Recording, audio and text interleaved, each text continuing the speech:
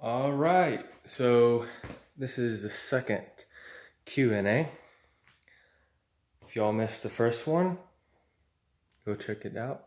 It's a very long video, I warn you, so watch it in like 1.5 or times 2 speed. So hopefully this one will be faster, even less questions than last time. So we'll see what happens. Got my little board. All right, appreciate this, by the way. My girlfriend got this for me.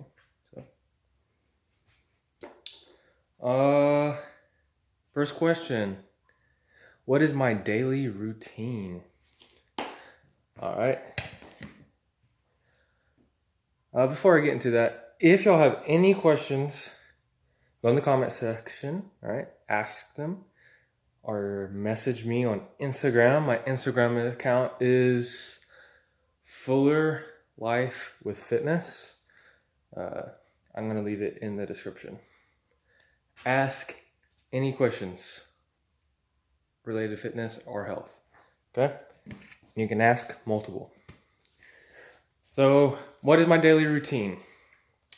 Well, my daily routine is as soon as I wake up, I use the bathroom, then I weigh myself.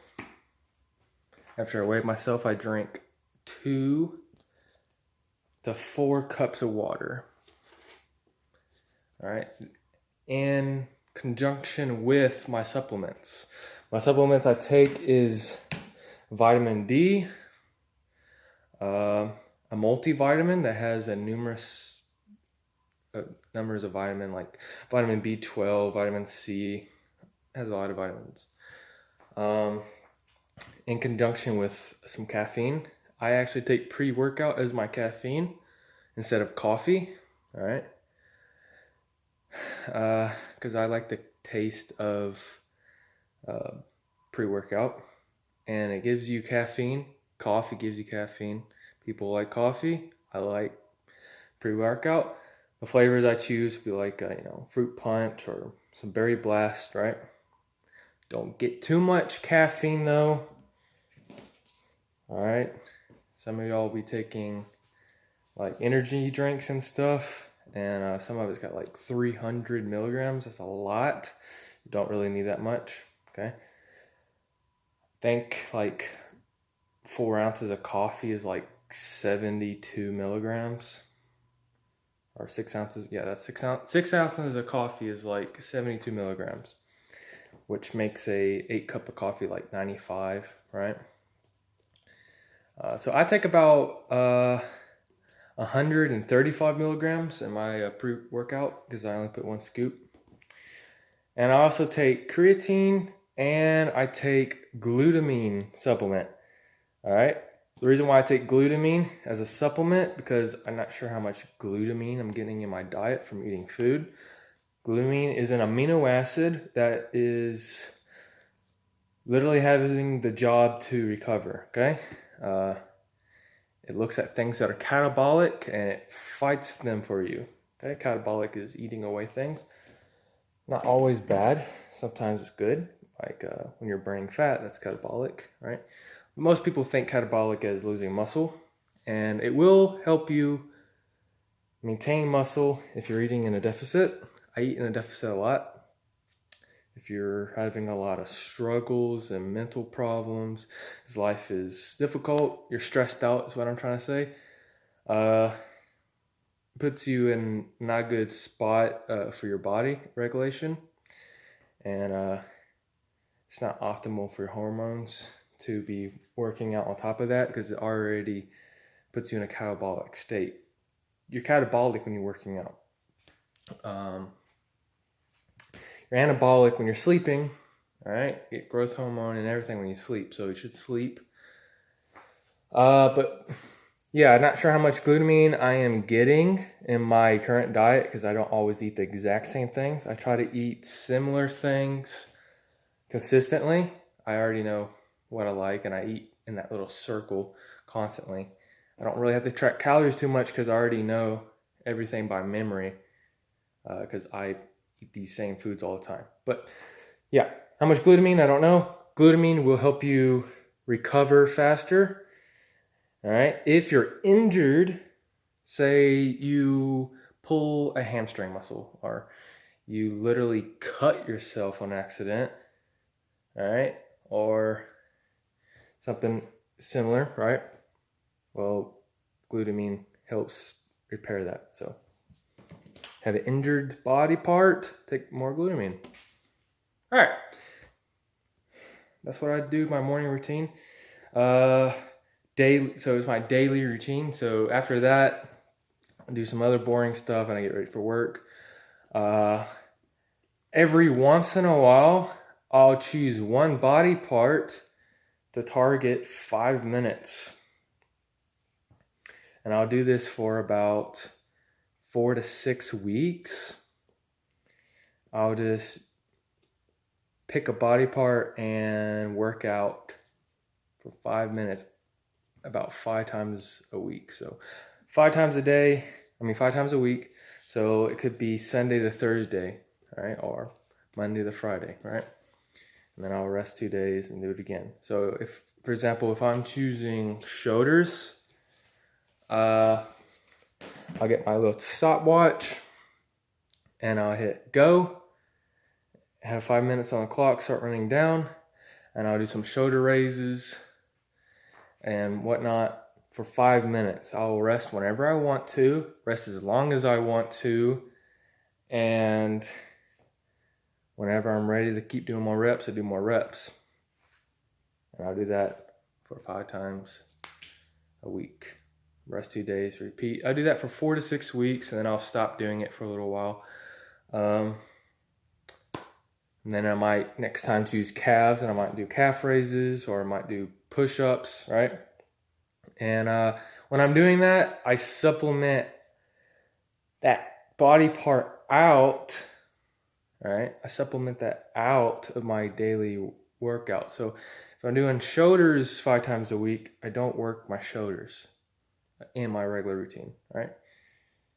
So if I normally do shoulder press, I don't do shoulder press because I'm doing lateral raises. Make sense? So if I'm doing push-ups every day, then I stop doing my other chest exercises, or I just don't do push-ups that day so I can hit my chest work. I find that I still recover very good from doing this. I'm not really hitting it that hard. I'm only hitting it for 5 minutes, doing one set of 5 minutes, technically multiple sets, but most of the stuff is body weight exercise or very light dumbbell work. So I recover very fast from that. It's a lot of sarcoplasmic growth. I find your muscle bodies really fill up and you look bigger for a good bit doing that in the particular body part you select. Also, there's been research shown that there might be signs of satellite cells flushing into your body because you're using the muscle so much all the time, frequently, okay? There was a guy, can't remember his name offhand, he had very great observations throughout his life. If I remember his name, I'm going to mention it in the comment section or something when I have the chance. But yeah, he observed life. He paid attention to wildlife, looked at animals, looked at other people. Like, for example, people who ballerina dance, or I might be pronouncing it wrong, but people who like dance on their toes and twirl around, they have really great calf development because they're using their calves all the time, so often. Let's see, gymnastics, awesome, great biceps, right? They're doing pull-ups and all kinds of other things constantly. Yeah, and they train the same muscle. And they have great muscle development in that. Think about it. These athletes who train all the time, they have great particular body parts and they're not being overtrained. So I'm not really overtraining. I'm eating enough for recovery and I'm sleeping enough for recovery. I'm drinking enough water for recovery. And I'm not feeling sore. I'm not overtraining. I'm not getting smaller. That's what I do. That's my daily routine, okay? To answer the question. So I'll just show you what my shoulders might look like. So I might pick,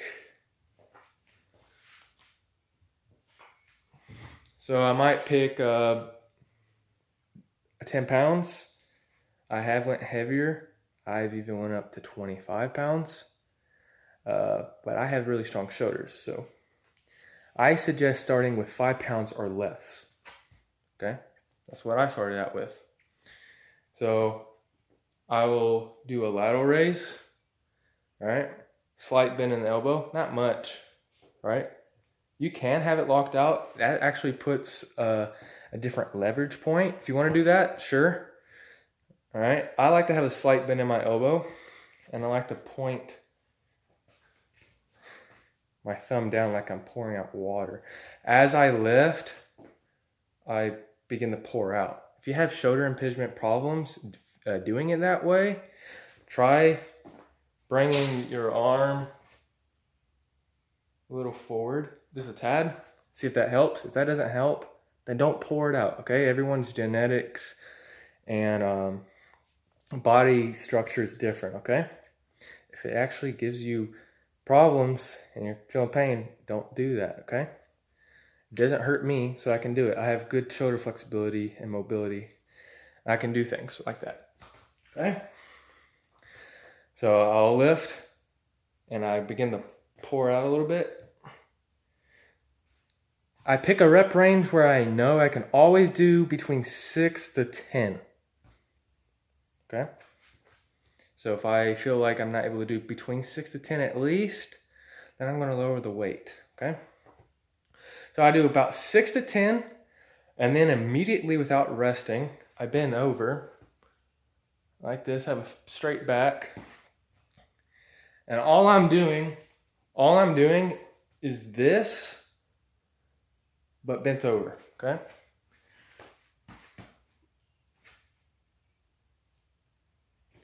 All right, so I'll do it like this.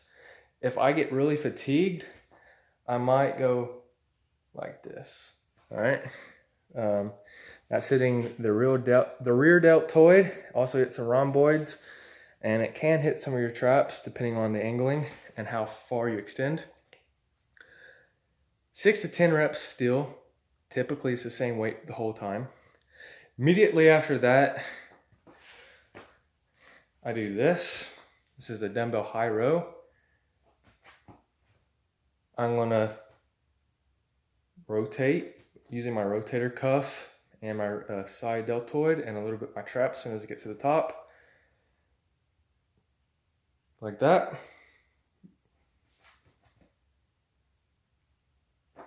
That's all I'm doing. I pull high. Like that. I have really great shoulder mobility, so I'm actually able to pull far that much. If you can't pull that far for whatever reason, go as high as you can. If this hurts you, don't do the exercise, obviously, right? You're probably using too heavy a weight if you can't do this, okay? You are using a lot of rotator cuff to twist like that. So what I suggest is try this with no weight or like less than 5 pounds, okay? Because you're already fatiguing your shoulders. So that's what it looks like. Do 6 to 10, 6 to 10, 6 to 10. I rest as long as I need to. Typically it's about 10 to 20 seconds. Sometimes I rest a whole minute, but I'm doing this for the whole duration of 5 minutes. When the 5-minute timer goes off, I'm done for the rest of the day. No more shoulders. Might do something similar with calves. I might just do bodyweight calf raises for 5 minutes, rest when I need to, etc. Might do push-ups, right? Might start with one arm push-ups, then I go to incline, then regular, you know, whatever. And then if I have to get on my knees, whatever I need to do, doesn't matter. I'm just doing it for 5 minutes. I pick only one body part. If I pick two, it's because they're small muscles, like calves. It's a small muscle, right? So if I'm doing chest and calves, it's okay. But if you do chest, if you're doing push-ups and lunges, it might impede your recovery on something else, okay? Keep in mind, if you're doing this, you need to take out movements in your regular routine. Okay, that's what I'm doing. If you want to try that every other day, so you might do 3 or 4 times, you resting a day or two between, try that if you want. Eventually work yourself up to 5 times in a row. That'd be awesome. That's what I like to do. I do that about 4 to 6 weeks at a time, and then I stop doing that for a while. Sometimes I might stop working out altogether for an entire week. And I don't lose muscle gains for not working out for a whole week. In fact, short little story. When I was in 12th grade, I was asked, hey, you want to join the Marine Corps and all that. So we start training for the Marine Corps and whatnot. I never done pull-ups, but I did a lot of body weight exercises when I was in high school, all the time. Got creative, did whatever.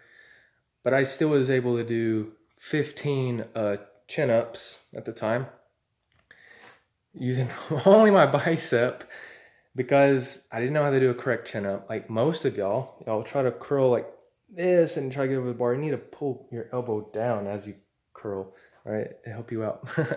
But yeah. And I wanted to practice and get better, so I bought me a little pull-up bar, and I started doing pull-ups more often.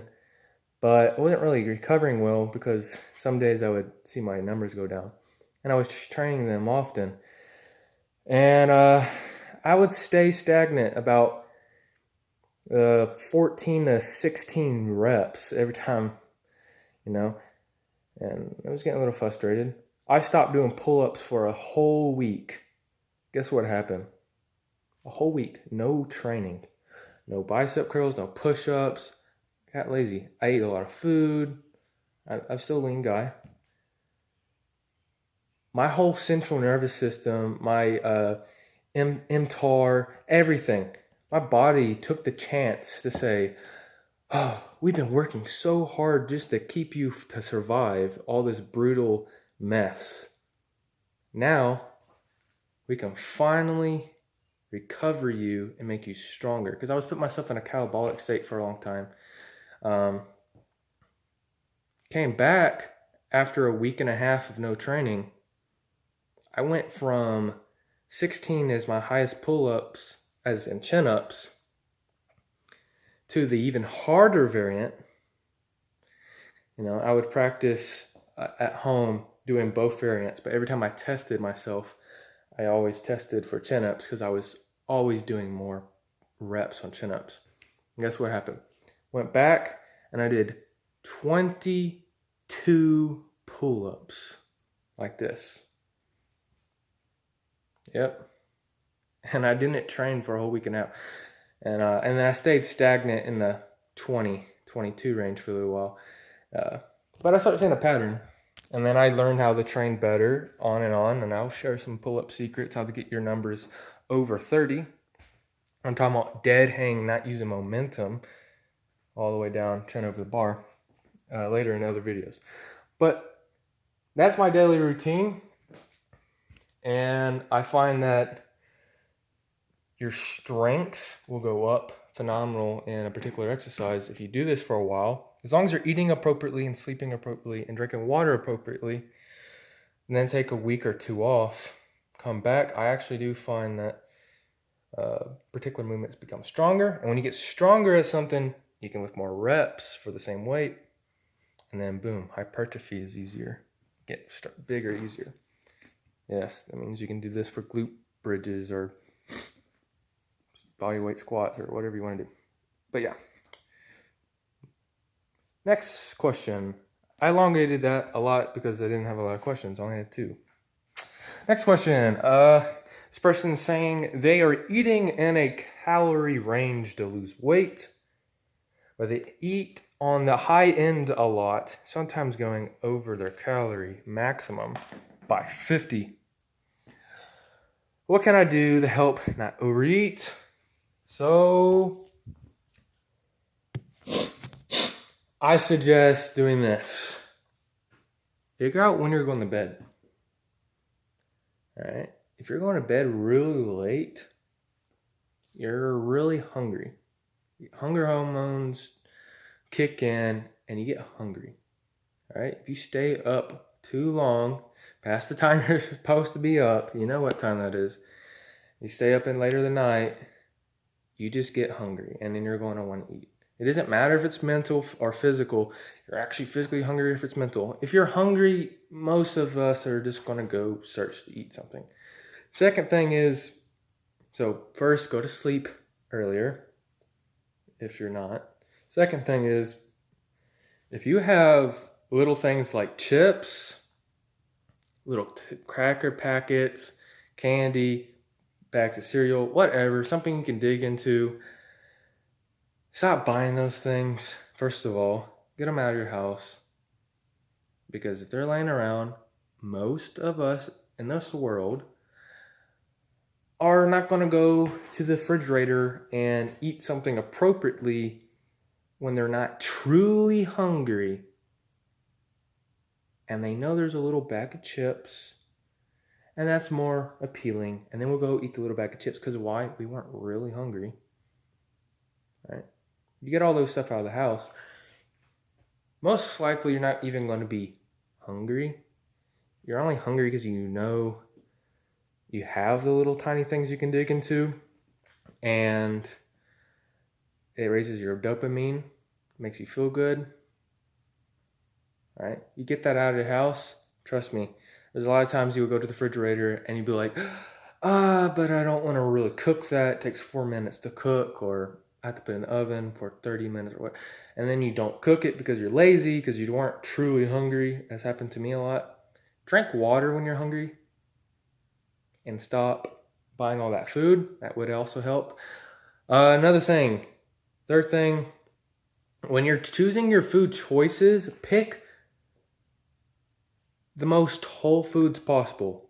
Try not to buy a lot of processed stuff like fruit juice and whatnot. Anything, and try to actually buy the fruit itself, the tangible fruit. I bite through the peeling and everything. If it's an apple, don't bite through an orange peeling, you weirdo. All right. I mean, if you want to, better than me, I guess. But you get what I'm saying. You know, that has fiber in it. The fruits and vegetables, they have fiber in them. You're missing out on other things. You need to eat the whole fruit, not the drink. It's super easy to drink your calories. Think about it. They literally make like, I don't recommend this at all. They make things called like mass gainers for people to gain weight. Super terrible thing they ever buy. Don't ever buy those. Those are scams. Okay? It don't matter which brand. All the brands do it, and they sell mass gainers. Mass gainers are scams. Don't buy those. They get you fat. Okay? It's super easy to drink calories. Okay? So don't drink calories. Eat more food. Okay? Eat food that has high fiber.